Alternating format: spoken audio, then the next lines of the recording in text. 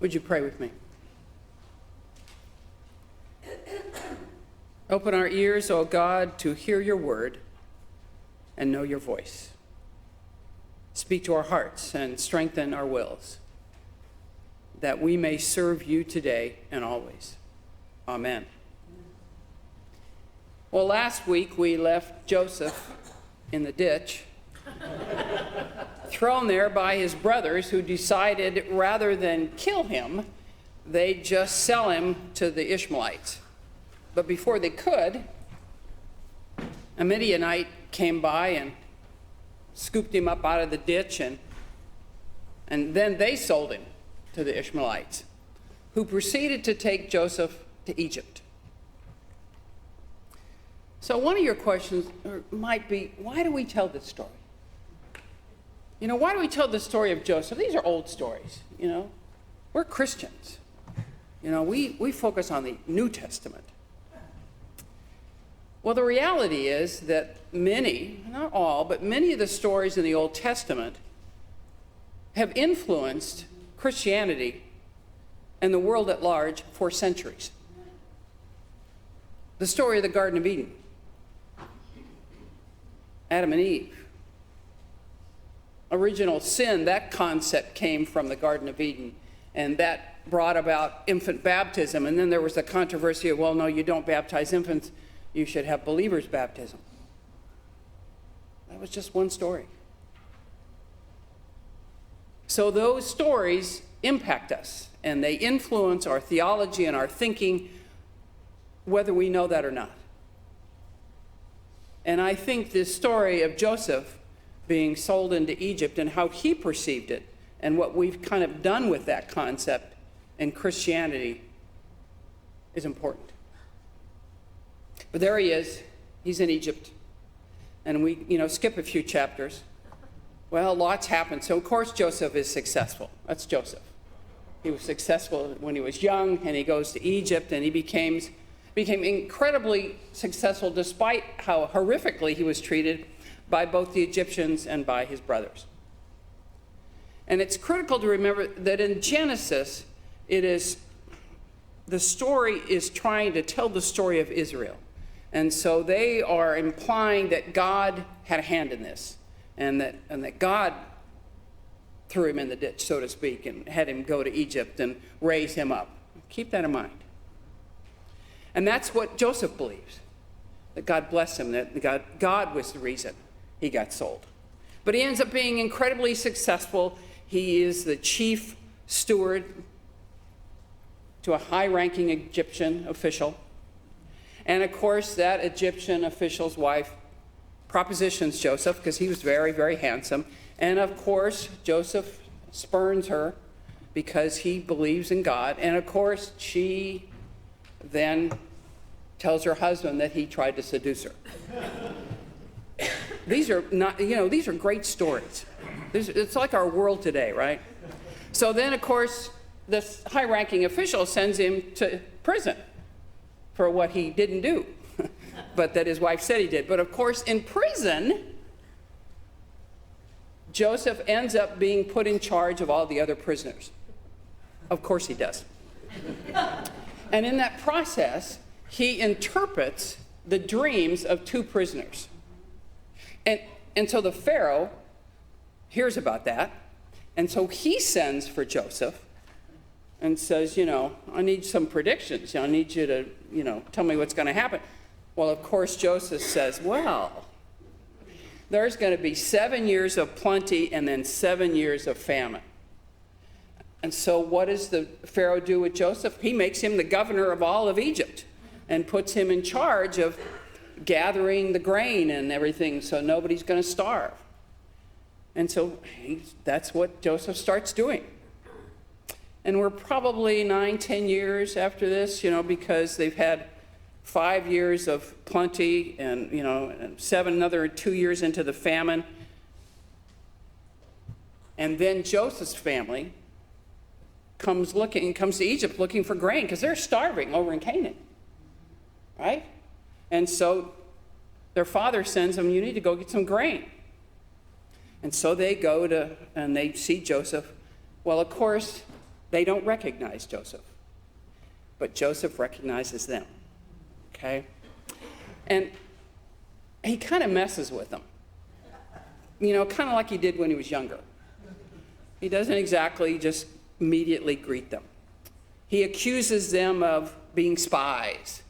And he says you guys are going to stay in prison until one of you can bring back your youngest brother. And Joseph says, then if you do this, you'll live because, I fear God. So then Joseph has the brother Simon held in prison as kind of ransom until the brothers go back and get the youngest brother. And in the process, he hides the money that they had paid for the grain that they came to purchase in their bags. Because, for him that was an offer of generosity, but that's not how the brothers saw it. They're already feeling kind of guilty for what they'd done years before, and now they're thinking, now we're really going to be in trouble because they're going to think we stole this money. But they go back to their father, and the father says, finally they let Benjamin come, the youngest brother. So they come back to Egypt, and then they eat and drink and they celebrate and everything looks wonderful. But then Joseph, one more time, they're about to leave to go back to Canaan. They've got all the brothers and they've got all the grain. He hides a silver cup in Benjamin's pack. And so then the brothers caravan off. And so then Joseph sends the Egyptian officials and said, you need to search their bags. Well, of course, you know what happens. And so then Benjamin is imprisoned. And then, the oldest brother goes to Joseph and begs him, please let our brother go. And that's where the reading starts today. He's been begging for mercy. Please let him go.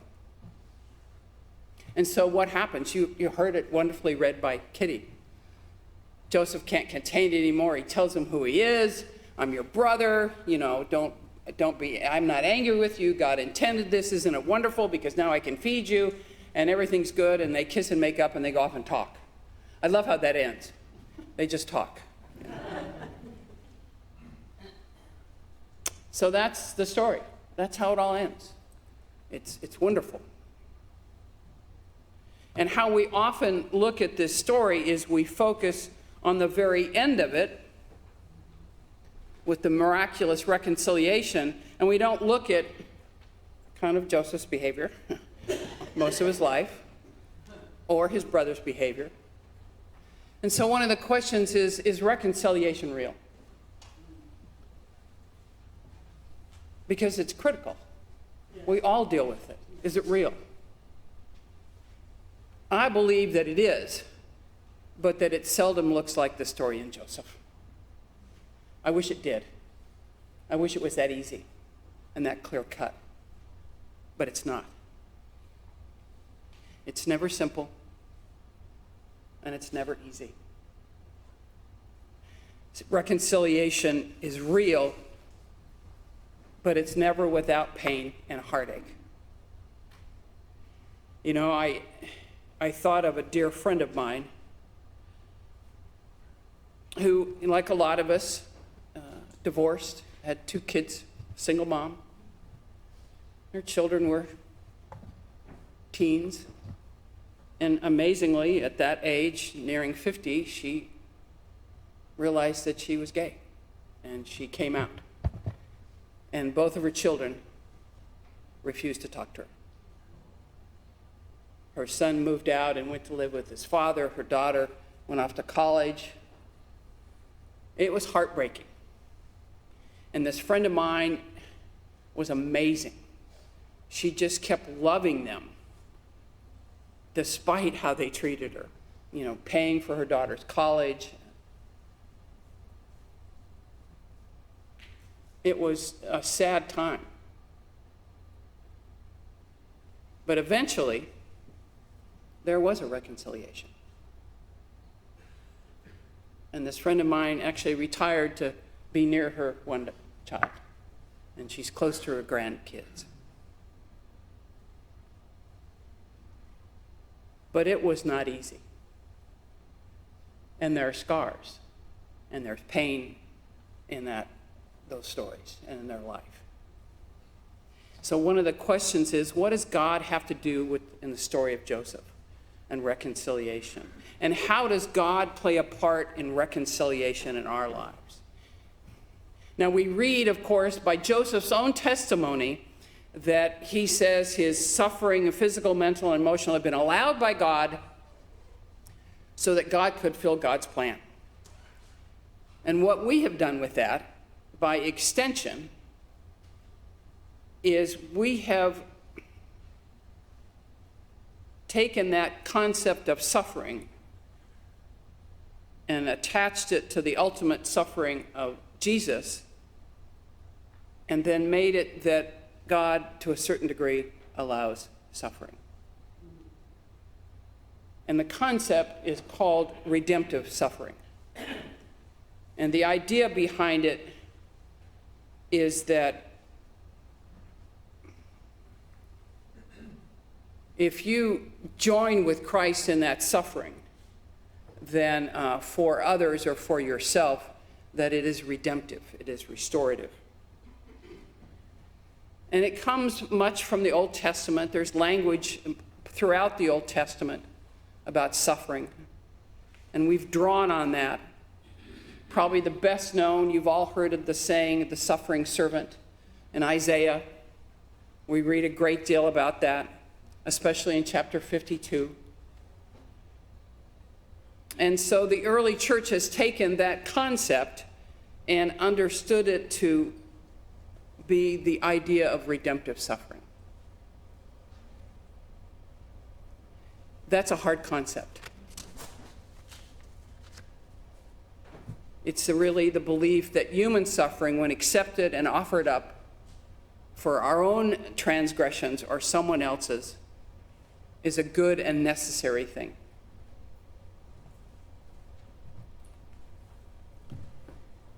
I struggle with that concept.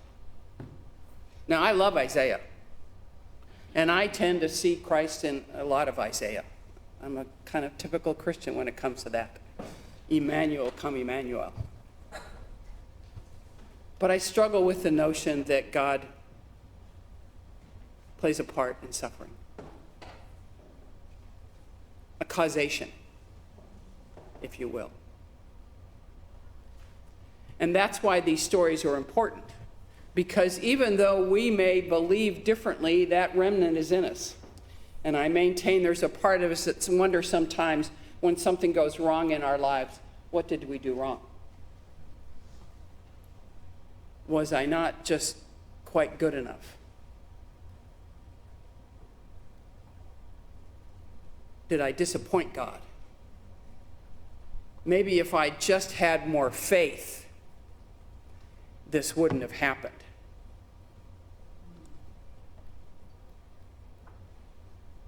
That works until it doesn't work. What I believe is that God doesn't put sickness or tragedy or hardship on any of us for any reason. And I implore you to be careful about applying the concept of redemptive suffering to reconciliation.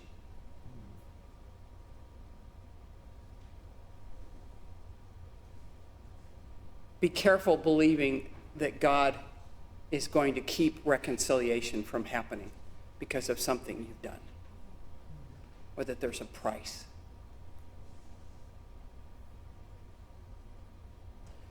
I don't think God orchestrates our lives that way. And sometimes reconciliation does not happen. You know, I thought of my mother.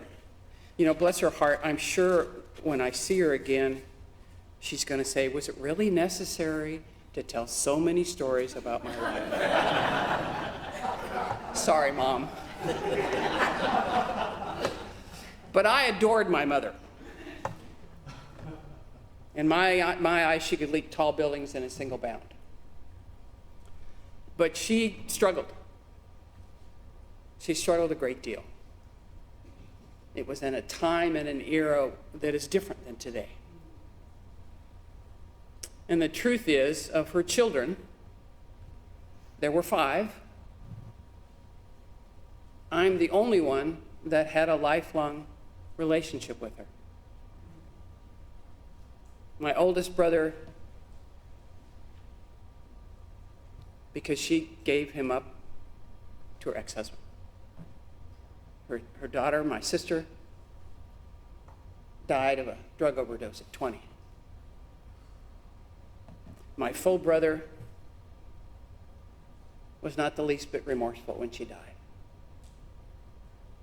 My other half-brother didn't even know her. And then there was me.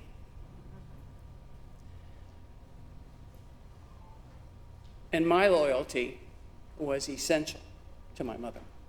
I see that now, in hindsight, differently than I did growing up. But I'm convinced that my mother went to her grave with unresolved grief over those losses. That reconciliation just couldn't come about. And I don't think God had anything to do with it. I don't think God had anything to do with what she did, her decisions, nor the decisions we made as children. It was just really hard. And I believe that God walks with us in our hard times and does what God can to help us find reconciliation. So when we read these stories about Joseph and his brothers and what happened to him in Egypt and to the redemption and the reconciliation they had, what are the lessons that we can take away? Well, a professor that I think quite highly of from Bright Divinity School, she says this: remembering Joseph telling his story means remembering that some family relationships are deeply troubled, even violent. Remembering Joseph means reminding ourselves that even in the most deeply troubled family that has experienced unimaginable rupture, that forgiveness and healing are possible. Those two live together. Remembering Joseph and telling his story through this lesson provides the opportunity to reflect on our own stewardship, our generosity, and our relationships with others, neighbors and strangers. And lastly, the story of Joseph reminds us that our actions have consequences that we may not be able to foresee, but we cannot punish ourselves for that. I believe that regardless of the circumstances, regardless of what has transpired, regardless of who did what, I believe that the God who created us, the God who redeemed us, and the God who sustains us is with us and desires reconciliation as much as we do. And I believe that that loving, merciful God will be with us, will comfort us, cry with us, rejoice with us, and walk with us all the days of our lives. Pray with me.